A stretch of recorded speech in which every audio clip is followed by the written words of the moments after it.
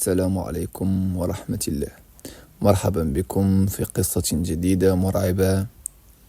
وقبل ذلك سأطلب منكم وضع السماعة وانعزال في مكان هادئ ومظلم. هيا بنا. قصة صاحب الشاحنة والجن. في إحدى الليالي الحالكة كان خالد وهو سائق شاحنة معروف بجرأته يسير في طريق طويل ومهجور يمر عبر صحراء واسعة. كان الليل مظلما والهدوء يسيطر على كل شيء باستثناء صوت محرك شاحنته المتهالك. كان أبو خالد عائدا من رحلة عمل طويلة جدا، وعليه أن يسلم بضائعه قبل طلوع الفجر. بينما كان يقود على الطريق لاحظ فجأة شخصا يقف بجانب الطريق ملوحا له بيده طلبا للمساعدة. بدا الشخص غريبا طويل القامة وملامحه غير واضحة. تحت ضوء المصابيح الأمامية كان خالد مترددا في البداية، لكنه توقف بدافع الإنسانية. عندما اقترب منه لاحظ أن الرجل يرتدي ثوبا أبيض ناصعا وعيناه لامعتان بشكل غريب. قال له الرجل بصوت عميق وهادئ: أخي، أحتاج إلى توصيلة إلى القرية القريبة، لقد تعطلت سيارتي هنا. تردد خالد للحظة لكنه وافق في النهاية. ركب الرجل معه وجلس بهدوء في المقعد الأمامي.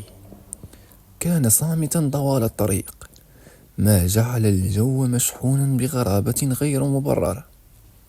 حاول خالد كسر الصمت وسأله: أنت من أي قرية؟ أجاب الرجل بصوت بارد: ستعرف قريبا. شعر أبو خالد بشيء من الخوف لكنه حاول التماسك. فجأة بدأ الرجل يتحدث بصوت عميق غريب، كأنه يتحدث بلغة غير مفهومة. ثم التفت نحو خالد بعينين تلمعان كالجمر وقال: خالد، ألم تخف عني؟ أعرف كل شيء عنك. تفاجأ خالد وتساءل كيف عرف اسمي، لكنه تظاهر بالهدوء وسأله: كيف تعرفني ومن أنت؟ ابتسم الرجل ابتسامة مرعبة وقال: أنا من هذا المكان الذي تخشاه الناس ليلا. هذا ليست المرة الأولى التي أراك فيها تمر من هنا. حينها بدأت الشاحنة تهتز بشدة كأن الأرض نفسها تتحرك تحتها، وبدأت الأنوار تخفت وتضيء بشكل متقطع. حاول خالد إيقاف الشاحنة لكنه لم يستطع.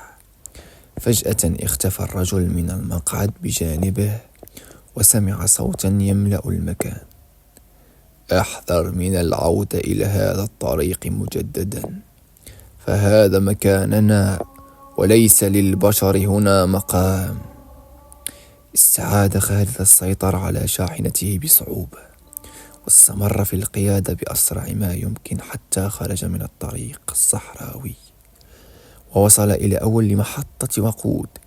هناك أخبر أحد العاملين بالقصة، فأجابه العامل بهدوء: هذا ليس غريبا، كثيرون شاهدوا هذا الرجل هنا، يقال إنه جني يظهر للسائقين ليلا لتحذيرهم من الاقتراب من مناطق الجن.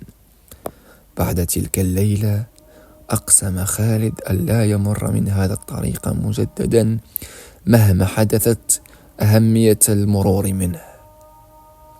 نهاية القصة. إلى اللقاء وشكرا.